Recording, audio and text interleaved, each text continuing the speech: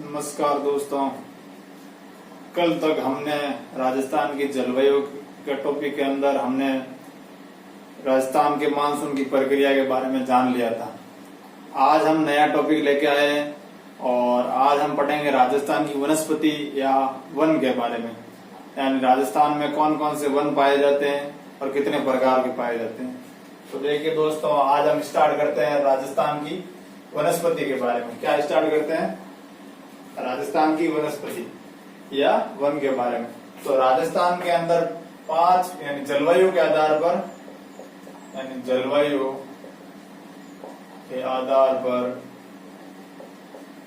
पर राजस्थान में वनों को 5 भागों में बांटा है। कितने भागों में? 5 भागों में बांटा है। 5 भागों में कौन कौन से वन होते हैं दोस्तों, वो देखिए। 5 भागों में बांटा है। पहला हो गया शुष्क कांटेदार वन, दूसरा हो गया, पहला कौन सा? शुष्क कांटेदार वन। दूसरा उष्णकटिबंधीय दोक वन, या आप कह सकते हैं उष्णकटिबंधीय पतझड़ वन। ये दोस्तों, ये देखिए, शुष्क कांटेदार वन कितने पाए जाते हैं? राजस्थान की कुल क्षेत्रफल का 6.26% भाग पर ये पाए जाते हैं शुष्क कांटेदार वन। और उष्णकटिबंधीय दोक वन 58.11% भूभाग पर राजस्थान में पाए जाते हैं। सर्वाधिक उष्णकटिबंधीय दोक वन या उष्णकटिबंधीय पतझड़ वन पाए जाते हैं। और तीसरे वन है मिश्रित पतझड़ वन। कौन सा है? मिश्रित पतझड़ वन। तीसरे वन मिश्रित पतझड़ वन। ये पाए जाते हैं 28.38% भूभाग पर। राजस्थान के 28.38 भूभाग पर ये पाए जाते हैं। चौथे वनों के प्रकार में है शुष्क सागवान वन। शुष्क सागवान वन ये राजस्थान के 6.86% भूभाग पर पाए जाते हैं। 5वां एवं अंतिम वनों का प्रकार है अर्धउष्ण सदाबहार वन। ये सबसे कम राजस्थान में पाए जाते हैं 0.38%। यानी सबसे कम वनों में पूछे तो अर्धउष्ण सदाबहार वन, या फिर इसको उपोष्ण भी कह सकते हैं, यानी उपोष्ण सदाबहार वन भी कह सकते हैं। उपोष्ण सदाबहार वन भी कह सकते हैं। और इंग्लिश में पूछे तो सब ट्रॉपिकल एवरग्रीन वन भी कहते हैं। एवरग्रीन फॉरेस्ट, सब ट्रॉपिकल एवरग्रीन फॉरेस्ट। और पहला वन हो गया दोस्त, देखिए शुष्क कांटेदार वन। शुष्क कांटेदार वन में प्रतिशत पूछे 6.26% भूभाग में पाए जाते। दूसरे उष्णकटिबंधीय दोक वन या उष्णकटिबंधीय पतझड़ वन, ये 58.11% भूभाग पर। और मिश्रित पतझड़ वन 28.38% भूभाग पर। शुष्क सागवान वन 6.86% भूभाग पर। और अर्धउष्ण सदाबहार यानी सदा हरे भरे रहने वाले वन मात्र 0.38% पाए जाते हैं। इसको सब ट्रॉपिकल एवरग्रीन फॉरेस्ट भी कहते हैं। अब इसके बारे में एक एक वनों के बारे में डिटेल से हम पढ़ेंगे। इन वनों के बारे में, एक एक वनों के बारे में डिटेल से पढ़ेंगे। पहला लेते हैं शुष्क कांटेदार वन। शुष्क कांटेदार वन, पहला कौन सा हो गया? शुष्क कांटेदार वन। शुष्क कांटेदार वन, इसका विस्तार देखें तो शुष्क कांटेदार वन शुष्क मरुस्थलीय भूभाग में पाए जाते हैं। शुष्क मरुस्थलीय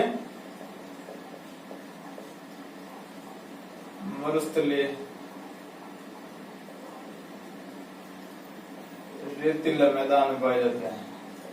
शुष्क मरुस्थलीय रेतीला मैदान में पाए जाते हैं। शुष्क मरुस्थलीय रेतीले मैदान में जिले पूछ रहे राजस्थान के, तो जैसलमेर जिला हो गया। कौन सा जिला? जैसलमेर, बीकानेर, बाड़मेर। इसी तरह आपको पश्चिमी जोधपुर, इसी तरह दक्षिणी गंगानगर का भाग। और यहाँ के वनों की विशेषता क्या है? यहाँ के वनों की विशेषता, इन वनों की जड़ें क्या होगी? लंबी होगी, क्योंकि शुष्क क्षेत्र में पाए जाते हैं, लंबी व गहरी होती है। और पत्तियां क्या होगी?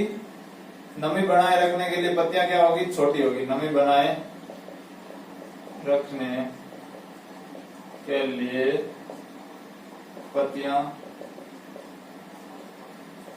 छोटी व कांटेदार होती है। यानी शुष्क कांटेदार वन 6.26% भूभाग पर राजस्थान। और यहाँ पे वर्षा का देखे, यानी वर्षा 20 सेंटीमीटर से कम वाले क्षेत्र में ये वन पाए जाते हैं।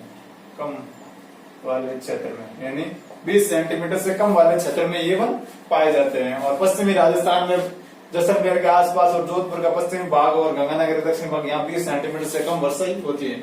तो विस्तार पूछले, शुष्क मरुस्थलीय रेतीला मैदान। और जिले पूछले तो जैसलमेर, बीकानेर, बाड़मेर, दक्षिणी गंगानगर। और विशेषता, जड़ें लंबी होती है और गहरी, और तना कठोर होता है। तना, और एक विशेषता वाली, तना कठोर होता है। अब तना कठोर क्यों होगा? क्योंकि यहाँ उच्च तापमान के कारण, उच्च ताप के कारण, यानी यहाँ पर गर्मी बहुत ज्यादा पड़ती है, ताप हमेशा उच्च रहता है पश्चिमी राजस्थान के अंदर, तो तना कठोर होगा। और यहाँ पे कौन कौन सी वनस्पति पाई जाएगी? वनस्पति पूछ, कौन सी पाई जाएगी? कैर, बेर, नागफनी। नागफनी को वैज्ञानिक भाषा में कैक्टस कहते हैं। नागफनी, कैर, बेर, कुमट, यानी कुमट वगैरह, ये मरुद्भिद वनस्पति। इसका नाम क्या है? मरुद्भिद वनस्पति पाई जाती है। यानी यहाँ पे शुष्क कांटेदार वनस्पति कौन सी है? मरुद्भिद वनस्पति है। या फिर इसको आप कह सकते हैं जीरोफाइट वनस्पति। कौन सी? जीरोफाइट वनस्पति। जीरोफाइट वनस्पति भी कह सकते हैं। अभी हाल ही में एग्जाम में पूछा था, जीरोफाइट वनस्पति कहाँ पे पाई जाती है? पश्चिमी शुष्क मरुस्थलीय रेतीला मैदान या पश्चिमी राजस्थान के अंदर पाई जाती है। आपको क्वेश्चन इसी तरह आएंगे, या तो पूछेगा जीरोफाइट वनस्पति कहाँ पाई जाती है, या स्टेपनी तुल्य वनस्पति कहाँ पाई जाती है, या पतझड़ वन कहाँ पाए जाते हैं, या सामान्य तुल्य। इन तरह से 4 ऑप्शन में देंगे। और एक पूछेगा इनमें से राजस्थान में कौन सी जल या कौन सी वनस्पति नहीं पाई जाती है, इनमें से चारों में, तो आपको एक ऑप्शन रॉन्ग चूज करना होता है। या फिर इन वनस्पतियों के, यानी जीरोफाइट वनस्पति, सामान्य तुल्य वनस्पति, सामने एक तरफ वनस्पति लिखेगा, एक तरफ जिले लिखेगा, यानी आपको मिलान वाले, यानी मैचिंग वाले, सुमिलित कीजिए वाले क्वेश्चन आएंगे इसी तरह से। तो ये हो गया शुष्क कांटेदार वनस्पति। अब बढ़ते हैं, आगे बढ़ते हैं, दूसरा बढ़ते हैं।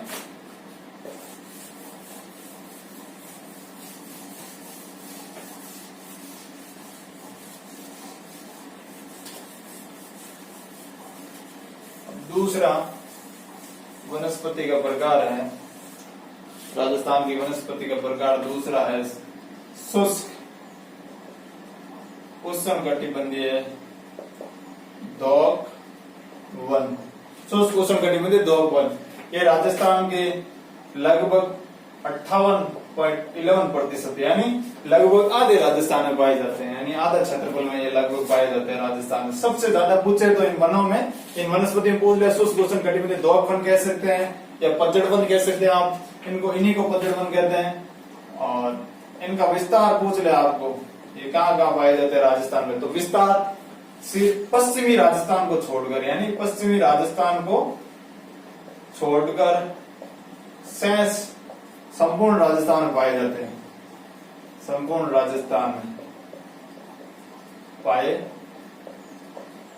जाते हैं, यानी पश्चिमी राजस्थान को छोड़कर शेष संपूर्ण राजस्थान में पाए जाते हैं। पश्चिमी राजस्थान वाला जिला यानी जोधपुर, जोधपुर से इधर पश्चिमी क्षेत्र आ गया, गंगानगर हो गया, बीकानेर, जैसलमेर, इन जिलों को छोड़कर बाकी इधर वाले क्षेत्र, यानी पूर्वी मैदान वाला क्षेत्र, दक्षिणी पूर्वी मैदान वाला और मध्य राजस्थान, इन भाग में पाए जाते हैं।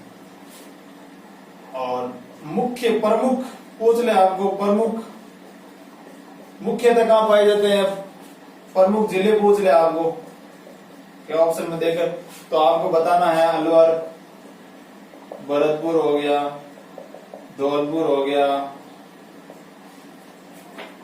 और अलवर, भरतपुर, धौलपुर, सवाई माधोपुर हो गया, जयपुर के आसपास का क्षेत्र हो गया, और करौली हो गया, बूंदी हो गया। इन्हीं क्षेत्रों में ये प्रमुखता से ये पाए जाते हैं। अभी हाल ही में एग्जाम में पूछा था पतझड़ वन यानी पतझड़ वन कहाँ पाए जाते हैं, इन्हीं को पतझड़ वन कहते हैं। डॉग वन कोई तो पतझड़ वन अलवर, भरतपुर, धौलपुर के आसपास पाए जाते हैं। और ये राज्य की मुख्य वन नीति के अंदर आते हैं। मुख्य वन नीति यानी मुख्य वन नीति के अंदर ये वन आते हैं। मुख्य वन नीति के अंदर ये वन आते हैं। कौन से वन? शुष्क उष्णकटिबंधीय डॉग वन। ये इसी के सबसे ज्यादा ये पाए जाते हैं। विस्तार क्षेत्र पूछे तो पश्चिमी राजस्थान को छोड़कर संपूर्ण राजस्थान पाए जाते हैं। और मुख्य जिले पूछे तो ये जिले आपको बताने हैं। अब तीसरा इसे देखते हैं। तीसरा वनों के प्रकार देखते हैं। तीसरा वनों का प्रकार है मिश्रित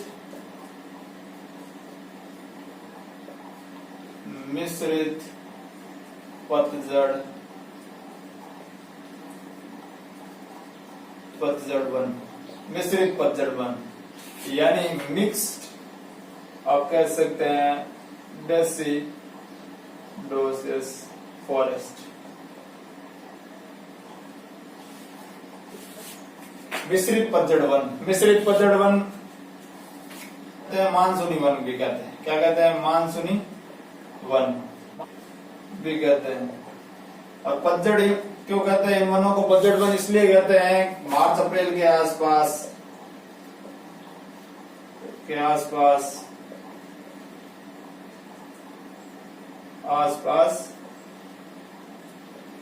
इन वनों के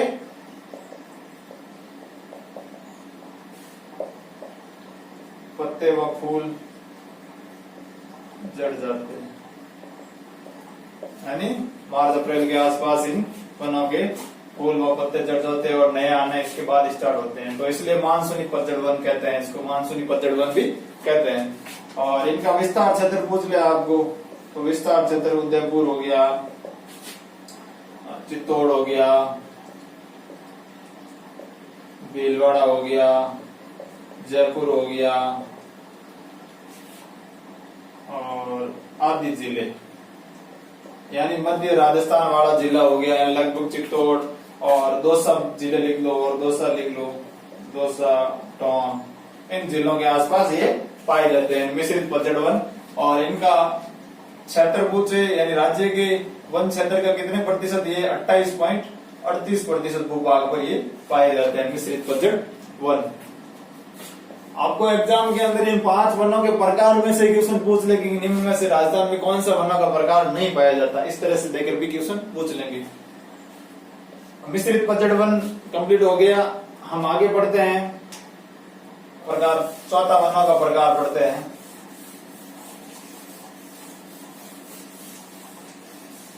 चौथा वनों का प्रकार है शुष्क सागवान वन। कौन से वन है? शुष्क सागवान वन यानी ड्राई टीक फॉरेस्ट। कौन सा हो गया? शुष्क सागवान वन। इन शुष्क सागवान वन का विस्तार क्षेत्र पूछ ले आपको तो विस्तार किन किन जिलों में विस्तार है शुष्क सागवान वन? तो ये उदयपुर हो गया, डूंगरपुर हो गया, बांसवाड़ा हो गया, प्रतापगढ़ हो गया, झालावाड़ हो गया, कोटा हो गया और 12 आदि जिला में पाए जाते हैं शुष्क सागवान वन। सागवान इमारती लकड़ी भी होती है। और विस्तार क्षेत्र पूछ लिया आपको तो उदयपुर, डूंगरपुर, बांसवाड़ा, प्रतापगढ़, झालावाड़, कोटा 12 जिले में पाया जाता है। और ये राज्य का 6.86% भूभाग पर ये पाए जाते हैं। यानी आप लगभग दक्षिणी राजस्थान कह सकते हैं। दक्षिणी राजस्थान के भूभाग पर ये पाए जाते हैं शुष्क सागवान वन। और आपको कई बार एग्जाम में जिलों से क्वेश्चन पूछा हुआ है कि शुष्क सागवान वन कहाँ पाए जाते हैं। और मुख्यतः पूछ लिया आपको मुख्यतः पूछ ले सागवान वन, सागवान वन कहाँ पाए जाते हैं, कौन से जिले में पाए जाते हैं, तब आपको बांसवाड़ा डूंगरपुर जिला बताना है, बांसवाड़ा डूंगरपुर जिले में बताना है। मुख्यतः जिले में पूछ ले तो यहाँ सबसे ज्यादा यहाँ पाए जाते हैं। अब पूछ ले राजस्थान में सागवान वन कहाँ पाए जाते हैं, तो राजस्थान में दक्षिणी भाग में कहाँ पाए जाते हैं, दक्षिणी भाग में। फिर आपको पूछ ले कि अगर राजस्थान में जिला देते मुख्य थे तब तो आपको बांसवाड़ा बताना। अब बांसवाड़ा के अंदर अभ्यारण्य पूछ ले तो कौन से अभ्यारण्य में पाए जाते हैं, सीता माता अभ्यारण्य में पाई जाता, माता अभ्यारण्य में, सीता माता अभ्यारण्य प्रतापगढ़, ये आपको बताना है। इस तरह से आपको क्वेश्चन आ सकते हैं और सागवान को लेकर ये क्वेश्चन बनते हैं ज्यादा से ज्यादा, और मैक्सिमम क्वेश्चन मैंने बता दिया आपको। अब पांचवा और अंतिम प्रकार बढ़ते हैं, वनों का प्रकार में पांचवा और अंतिम प्रकार बढ़ते हैं। पांचवा और अंतिम वनों का प्रकार है अर्ध उष्ण, अर्ध उष्ण सदा बहार वन, यानी जो सदा हरे भरे रहने वाले वन है वो राजस्थान में कहाँ पाए जाएंगे, जहां पर बारिश सर्वाधिक होगी। तो बारिश सर्वाधिक कहाँ पे होती है, राजस्थान में। स्थान पूछे तो माउंट आबू और जिला पूछे तो झालावाड़। अर्धउष्ण कितने प्रतिशत भूभाग में पाए जाते हैं, राजस्थान के 38% भूभाग में पाए जाते हैं। और सदा हरे भरे रहने वाले और विस्तार क्षेत्र पूछ ले तो आपको तो माउंट आबू सिरोही में पाए जाते हैं। ये वन माउंट आबू सिरोही में पाए जाते हैं। और कई बार ये और ऊंचाई के आधार पर पूछ ले 700 से 1200 मीटर की ऊंचाई पर पाए जाते हैं, पाए जाते हैं। और वर्षा 100 से 150 सेंटीमीटर से अधिक वर्षा वाले क्षेत्र में पाए जाते हैं। ये इन्हीं को लेकर क्वेश्चन अभी एग्जाम में हाल ही में, इसको अर्धउष्ण को उपोष्ण भी कहते हैं। या तो एग्जाम में आपको लिख देगा उपोष्ण सदाबहार वन या अर्धउष्ण सदाबहार वन, या इंग्लिश में सब ट्रॉपिकल एवरग्रीन फॉरेस्ट, सब ट्रॉपिकल एवरग्रीन फॉरेस्ट भी कहते हैं। तो ये वनों का प्रकार था। अब हम आगे पढ़ेंगे राजस्थान की घासों के बारे में। राजस्थान में कौन कौन सी घासें पाई जाती हैं। 5 वनों का प्रकार देख लिया। पहला था शुष्क कांटेदार वनस्पति जो पश्चिमी मरुस्थलीय भूभाग में पाई जाती है। दूसरा था दोग वन, यानी उष्णकटिबंधीय दोग वन थे। दोग वन लगभग पूरी राजस्थान के भूभाग में पाए जाते हैं। फिर तीसरा था मिश्रित पतझड़ वन, मिश्रित पतझड़ राजस्थान के अंदर पाए जाते हैं, दक्षिणी पूर्वी भूभाग में पाए जाते हैं। और चौथा था शुष्क सागवान वन, सागवान वन दक्षिणी और दक्षिणी पूर्वी भूभाग में पाए जाते हैं। और अंतिम था हमारा शुष्क अर्धउष्ण सदाबहार वन, अर्धउष्ण सदाबहार वन। अर्धउष्ण सदाबहार वन माउंट आबू विस्तार क्षेत्र पूछे तो माउंट आबू के आसपास और ऊंचाई के आधार पर पूछ ले तो 700 से 1200 मीटर की ऊंचाई पर पाए जाते हैं। पढ़ते हैं राजस्थान की प्रमुख घास के बारे में, यानी राजस्थान में कौन कौन सी घासें पाई जाती है। पहले पढ़ते हैं पश्चिमी राजस्थान में पाई जाने वाली मरुस्थलीय घासें। मरुस्थल के अंदर कौन कौन सी घासें पाई जाती है। एक घास है वो मोचिया घास नाम से, क्या नाम है घास का, मोचिया घास। वो कहाँ पाई जाती है, पश्चिमी मरुस्थल के अंदर पाई जाती है मोचिया घास। या फिर उसको आप वैज्ञानिक भाषा में कहे तो साइप्रस रोटेंडस कहते हैं, रोटेंडस साइप्रस रोटेंडस कहते हैं। ये कहाँ पाई जाती है, ताल छापर अभ्यारण्य चूरू के अंदर। ताल छापर अभ्यारण्य, हम अभ्यारण्य आगे पढ़ेंगे तब आपको समझ में आ जाएगा। पूरा वन्य जीव और वन्य अभ्यारण्य हम पढ़ने बाकी है अभी, और तब आपको समझ में आ जाएगा एक अभ्यारण्य के बारे में। मोचिया घास कहाँ पाई जाती है, ताल छापर चूरू के अंदर। साइप्रस या साइप्रस रोटेंडस घास कौन सी, साइप्रस रोटेंडस घास। दूसरी घास है सेवण घास। सेवण घास प्रोटीन युक्त घास होती है और दुधारू पशुओं के लिए अच्छी होती है और दुधारू पशुओं के लिए सर्वोत्तम आहार होता है। सेवण घास पाई जाती है लाठी सीरीज। लाठी सीरीज जैसलमेर में है। लाठी सीरीज आगे हम भौतिक प्रदेश पढ़ेंगे तब लाठी सीरीज के बारे में अलग से चर्चा हम करेंगे। एक घास है बुर घास। बुर घास पाई जाती है बीकानेर के अंदर, बीकानेर। और तहसील पूछ ले तो डूंगरगढ़ तहसील हो गई, बीकानेर की सरदार साहब तहसील हो गई, इनके अंदर ये पाई जाती है। कोलाई तहसील हो गई, इनके अंदर पाई जाती है। इंपॉर्टेंट है, ध्यान रखना बुर घास कहाँ पाई जाती है, बुर घास। तो बुर घास के बारे में आपको पूछा जा चुका है एग्जाम में, या आने वाले दिनों में एग्जाम में आपको एक क्वेश्चन मिल सकता है। बुर घास नाम देके पूछ सकता है। सुगनी घास, सुगनी घास कहाँ पाई जाती है? जैसलमेर के अंदर है। आपको ये भी पूछा जा चुका है या पूछा जा सकता है एग्जाम के अंदर, इंपॉर्टेंट है। सुगनी घास, सुगनी घास जैसलमेर के अंदर पाई जाती है। ओलेवरी घास वेरी इंपॉर्टेंट घास है। इन्हीं ये बुर घास की ये उप प्रजाति है। सुगनी और ओलेवरी इन्हीं की उप प्रजाति है। और ओलेवरी घास जोधपुर में पाई जाती है। जोधपुर में जगह पूछ रहे तो ओसिया या लोहवट, कौन सी जगह? ओसिया या लोहावट, लोहवट जगह के अंदर पाई जाती है। अब ये एक नोट करना आप, ओलेवरी घास से सिट्रल नामक रसायन उपस्थित होता है। ओलेवरी घास में क्या होता है? एक सिट्रल नामक रसायन उपस्थित होता है जिससे विटामिन ए बनता है। सिट्रल नामक रसायन से विटामिन ए बनता है। इस कारण से इस घास को लेमन घास भी कहते हैं। तो लेमन घास किसे कहते हैं? ओलेवरी घास को लेमन घास भी कहते हैं। आपको ये क्वेश्चन 100% इन तीनों घासों में से एक क्वेश्चन 100% मिलेगा आपको एग्जाम में, ध्यान रखना। बुर घास, सुगनी घास, ओलेवरी घास और सिट्रल रसायन उपस्थित होता है, इसे विटामिन ए बनता है। इस कारण से इसे लेमन घास, तो लेमन घास नाम देकर भी एग्जामिनर आपको पूछ सकता है लेमन घास कहाँ पाई जाती है? तो पश्चिमी राजस्थान के। और अन्य घासें हैं 3, दामन, करड़ और अंजन। कई बार एग्जाम में पूछा जा चुका है कि दामन, करड़, अंजन क्या है? पश्चिमी मरुस्थल पाई जाने वाली घासें हैं, घासों के प्रकार है। अब दूसरी घासों का प्रकार है पूर्वी राजस्थान में पाई जाने वाली घासें। कौन कौन सी घासें हैं? पूर्वी राजस्थान में खस और पाम रोजा घास पाई जाती है। खस और पाम रोजा दो घासें पूर्वी राजस्थान के अंदर पाई जाती है। और पूर्वी राजस्थान में कहाँ पाई जाती है घासें? भरतपुर, धौलपुर और सवाईमाधोपुर जिलों के आसपास पाई जाती है। और कई बार पाम, रोचा और खस ये सुगंधित घासें इत्र बनाने के लिए काम आती हैं, इसलिए सुगंधित घासा का नाम दिया गया। खस और पाम रोचा दोनों घासें इत्र बनाने के लिए यूज आती हैं। ये भरतपुर कई बार एग्जाम में वेरी इंपॉर्टेंट, ध्यान रखना।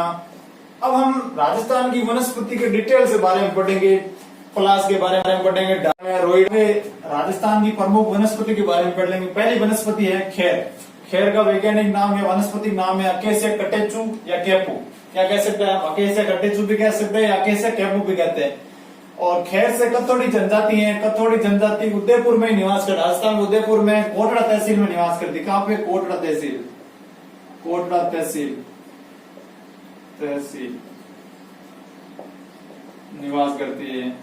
कैथोड़ी जनजाति उदयपुर के अंदर कोटड़ा तहसील में निवास करती है। इस जनजाति के बारे में उदयपुर में एक ही जगह ये निवास करती है, कोटड़ा तहसील में निवास करती है। और ये हांडी प्रणाली से कथा प्राप्त करती है। कैथोड़ी जनजाति खेर से क्या करती है? हांडी प्रणाली से कथा। कथा खेर की लकड़ी के मध्यवर्ती भाग से प्राप्त किया जाता है। वेरी इंपॉर्टेंट है, अभी हाल ही में एग्जाम में पूछा गया था। कथा प्राप्त किया जाता है लकड़ी के मध्यवर्ती भाग से, यानी लकड़ी कैर की लकड़ी के मध्यवर्ती भाग से प्राप्त किया जाता है। अभी हाल ही में एग्जाम पूछा था, वेरी इंपॉर्टेंट है। और भी आ सकता है क्वेश्चन, या ये पूछ सकते हैं कैथोड़ी जनजाति का निवास भी पूछ सकते हैं उदयपुर के अंदर, या हांडी प्रणाली से कथा प्राप्त कर सकती है, या इसका वैज्ञानिक नाम भी पूछ सकते हैं, कैसिया कटेचू या कैपू कहते हैं। इसका उत्पादन क्षेत्र पूछ ले, ये यानी राजस्थान में खेर कहाँ के उत्पादित होता है? खेर कौन सी जगह? उदयपुर हो गया, बांसवाड़ा, डूंगरपुर या राजस्थान के दक्षिणी भाग में इनका उत्पादन होता है। इसी तरह हम देखेंगे पलास के बारे में। पलास का वैज्ञानिक नाम हो गया ब्यूटिया मोनोस्पर्मा। क्या नाम हो गया? Butea monosperma. इसे जंगल की आग भी कहते हैं, इसे जंगल की आग फ्लेम ऑफ फॉरेस्ट भी कहते हैं। और सर्वाधिक ये पाया जाता है पलास या डाक राजसमंद के अंदर, राजसमंद या बनास बेसिन आप कह सकते हैं, बनास बेसिन में। अब इसे जंगल की आग क्यों कहते हैं? मार्च अप्रैल के आसपास लाल पीले फूल लगते हैं इस पलास या डाक वृक्ष के, तो एक आग की तरह ये दिखाई देते हैं, या आग की तरह दिखाई देते हैं, जैसे जंगल की आग लगी हुई इस तरह से ये फूल दिखाई देते हैं, तो इसे जंगल की आग भी कहते हैं, यानी पलास या डाक को। यानी इसका वैज्ञानिक नाम पूछे तो ब्यूटिया मोनोस्पर्मा। अब हम आगे पढ़ेंगे नेक्स्ट वनस्पति के बारे में। हम तेंदु वृक्ष के बारे में पढ़ते हैं, या तेंदु कहाँ पाया जाता है, उनका विस्तार क्षेत्र कौन कौन से जिले में, उसके बारे में पढ़ते हैं। तेंदु का वैज्ञानिक नाम पूछे तो आपको क्या नाम है? तेंदु का वनस्पतिक नाम क्या है? डेसोपायरस मेलेनोजाइलम। डेसोपायरस मेलेनोजाइलम। स्थानीय भाषा में इसे लोग टिमरू भी कहते हैं। तेंदु क्या कहते हैं? टिमरू भी कहते हैं। और उपयोग होता है तेंदु का पत्ती का, और स्थानीय भाषा में तेंदु की पत्ती को क्या कहते हैं? टिमरू कहते हैं। तेंदु की पत्तियां होती है उसको टिमरू कहते हैं। और उपयोग होता है तेंदु की पत्ती का, बीड़ी उद्योग में तेंदु का पत्ती का उपयोग किया जाता है। आपको पूछे तो बीड़ी उद्योग में तेंदु का पत्ती। तेंदु वृक्ष सर्वाधिक, ये कई बार एग्जाम पूछा जा चुका है, जिले देके पूछते हैं आपको सर्वाधिक कौन से जिले में पाए जाते हैं? उदयपुर, चित्तौड़, कोटा और झालावाड़, यानी राजस्थान का दक्षिणी पूर्वी भाग में तेंदु का वृक्ष पाया जाता है। और इसे वागड़ का चीकू भी कहते हैं। तेंदू को वागड़ का चीकू है। वागड़ के अंदर 2 जिले आते हैं, डूंगरपुर, बांसवाड़ा, वागड़ प्रदेश कहलाता है, वागड़ का चीकू भी कहते हैं। और बीड़ी उद्योग के लिए प्रसिद्ध, बीड़ी उद्योग के लिए स्थान कौन कौन से जिले प्रसिद्ध है, बीड़ी सर्वाधिक उत्पादन करते हैं बीड़ी उद्योग के लिए? तो भीलवाड़ा हो गया, अजमेर हो गया, ब्यावर, पाली, ये जिले के अंदर बीड़ी उद्योग के लिए ये जिले प्रसिद्ध है। यानी तेंदू के पत्तियों से बीड़ी उद्योग में उपयोग की जाती है। और बीड़ी उद्योग में जिले पूछे तो प्रसिद्ध भीलवाड़ा, अजमेर, ब्यावर और पाली। और तेंदू का वृक्ष सर्वाधिक कहाँ होता है या कहाँ में पाया जाता है? तो उदयपुर, चित्तौड़ और कोटा, झालावाड़। और तेंदू का वृक्ष का राष्ट्रीय गण 1974 में कई बार एग्जाम पूछा गया, इंपॉर्टेंट है, आप याद रखना। और 1974 में तेंदू के वृक्ष का राष्ट्रीय गण किया गया। अब हम आगे पढ़ेंगे महुआ का वृक्ष, यानी महुआ के वृक्ष के बारे में जानेंगे। चौथी वनस्पति पढ़ते हैं महुआ। महुआ का वैज्ञानिक नाम मधुका लॉन्गोफोलिया। क्या है मधुका लॉन्गोफोलिया? आपको वैज्ञानिक नाम पूछ सकते हैं एग्जाम में। राजस्थान की आदिवासी जनजाति महुआ के पुष्प का प्रयोग कर देसी शराब बनाती है, जिसे स्थानीय भाषा में मोकड़ी कहते हैं। देसी शराब बनाती है। महुआ के पुष्प का उपयोग करके आदिवासी जनजाति यानी डूंगरपुर, बांसवाड़ा वाली आदिवासी जनजाति पाई जाती है, यानी 12 कोटा वाली आदिवासी जनजाति क्या करती है? महुआ के पुष्प का शराब बनाती है, जिसे स्थानीय भाषा में मोकड़ी कहते हैं। और आदिवासियों का कल्प वृक्ष इसे कहते हैं। किसे? महुआ को। महुआ को आदिवासियों का कल्प वृक्ष कहते हैं। एग्जाम में कई बार क्वेश्चन आया हुआ है, महुआ आदिवासियों का कल्प वृक्ष कहलाता है। ये मुख्यतः चित्तौड़गढ़, उदयपुर, डूंगरपुर, बांसवाड़ा जिला में ये पाया जाता है। मुख्यतः पूछे तो सेवन घास, सेवन घास का वैज्ञानिक नाम यानी लिसिथुरुस सिडिपुस। इसका वैज्ञानिक नाम क्या है? लिसिथुरुस सिडिपुस।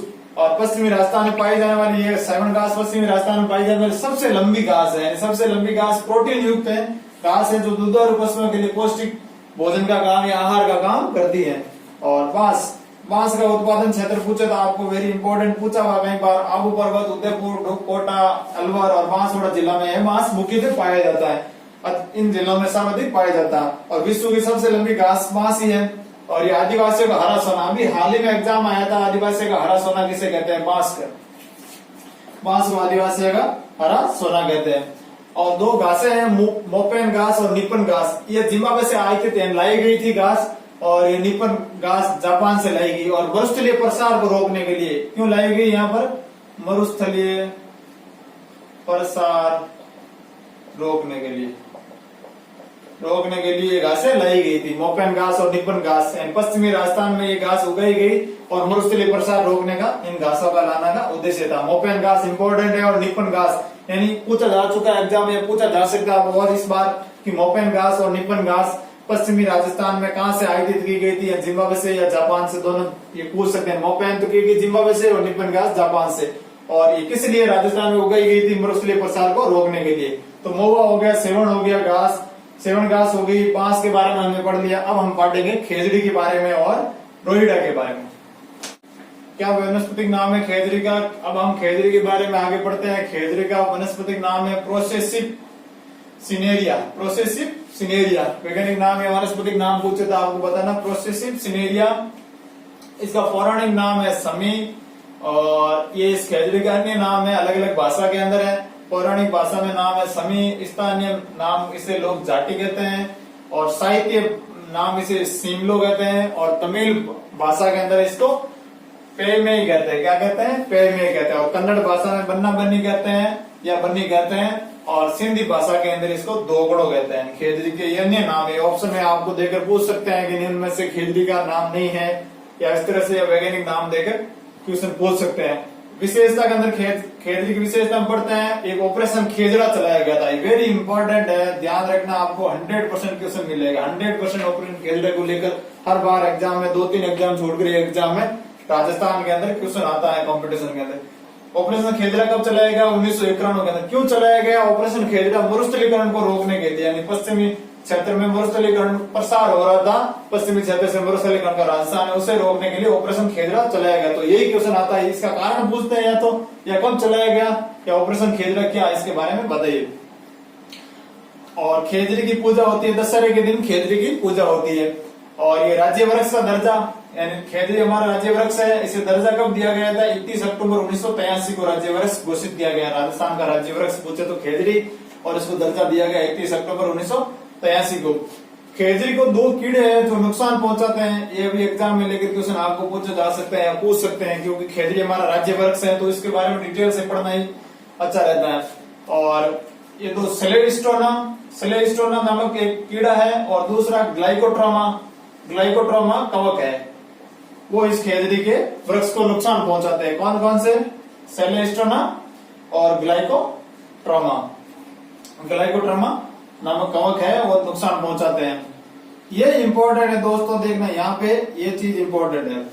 शाखा खड्डाना क्या है, ये आपको एग्जाम में दे सकते हैं कि शाखा खड्डाना क्या है। विष्णु संप्रदाय द्वारा दिया गया बलिदान, जो खेजड़ी के लिए अमृता देवी के नेतृत्व में 1700 कब दिया गया बलिदान? 1730 के अंदर 363 विष्णु समाज के लोगों द्वारा दिया गया बलिदान।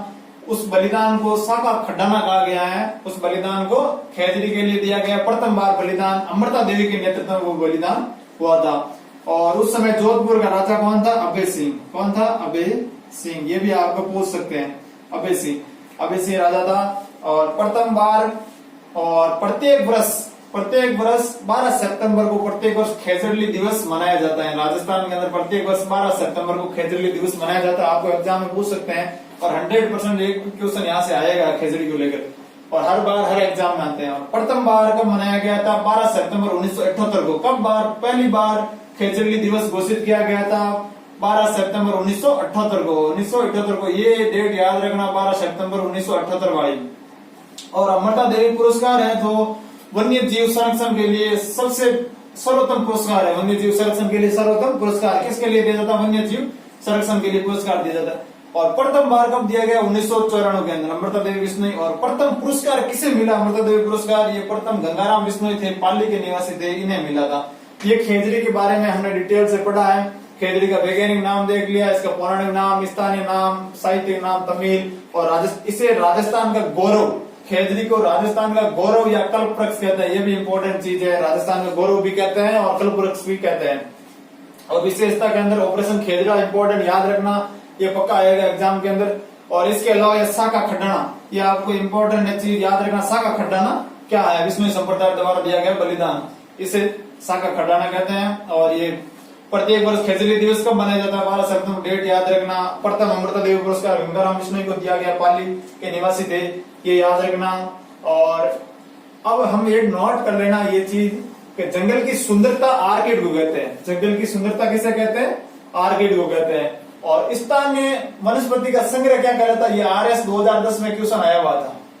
RS 2010 में क्वेश्चन आया हुआ था कि स्थानीय वनस्पति का संग्रह, जो घरों में हम वनस्पति लगाते हैं, पेड़ पौधे लगाते हैं, छोटे छोटे पौधे लगाते हैं, उन्हें हर्बेरियम कहते हैं। उससे क्या कहते हैं? संग्रह को, बहुत सारे पौधों के संग्रह को हर्बेरियम कहते हैं। ये क्वेश्चन आया हुआ RS के अंदर। और जंगल की सुंदरता किसे कहते हैं? आर्किड को। ये इंपॉर्टेंट याद रखना, जंगल की सुंदरता आर्किड को कहते हैं। ये था खेजड़ी के बारे में। हम रोइडा के बारे में डिटेल से पढ़ते हैं। अब पढ़ते हैं रोइडा के बारे में। रोइडा का वैज्ञानिक नाम है टिकुमेला एंडुलेटा। वैज्ञानिक नाम को लेकर आपको क्वेश्चन आ सकता है। मिलान वाले या मैचिंग वाले क्वेश्चन पूछ सकता है। सम्मिलित कीजिए निम्न में से किन किन के, एक तरफ वृक्ष या पेड़ पौधों के नाम दे सकते, एक तरफ वैज्ञानिक या वनस्पतिक नाम दे सकता है। और रेगिस्तान का सागवान भी कहते हैं इसे। और इसे मरुशोभा की कहते हैं, क्योंकि इसके फूल होते हैं जो मरुस्थल की शोभा बढ़ाते हैं, इसलिए इसको मरुशोभा कहते हैं। इसे मरुटिका भी कहा जाता है।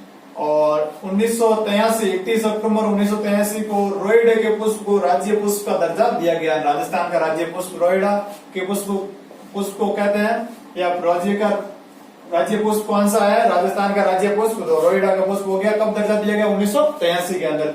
और इसको हानिकारक, यानी इसके लिए हानिकारक कौन है? इस पेड़ को या इस वृक्ष को नुकसान कौन पहुंचाता है? जरविल चूहा होता है, रेगिस्तानी चूहा होता है, इस पेड़ को नुकसान पहुंचाता है।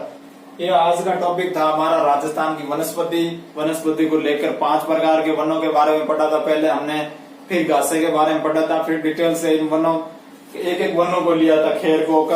खेर को लिया था, उसके बाद में खेजड़ी को पढ़ा था हमने, रोइडा को पढ़ा था, महुआ को पढ़ा था, पलास को पढ़ा था, या ढाक को। हमने पूरे वनस्पति के बारे में, राजस्थान की वनस्पति के बारे में जाना। अब नेक्स्ट वीडियो में हम नेक्स्ट टॉपिक पे चर्चा करेंगे। धन्यवाद।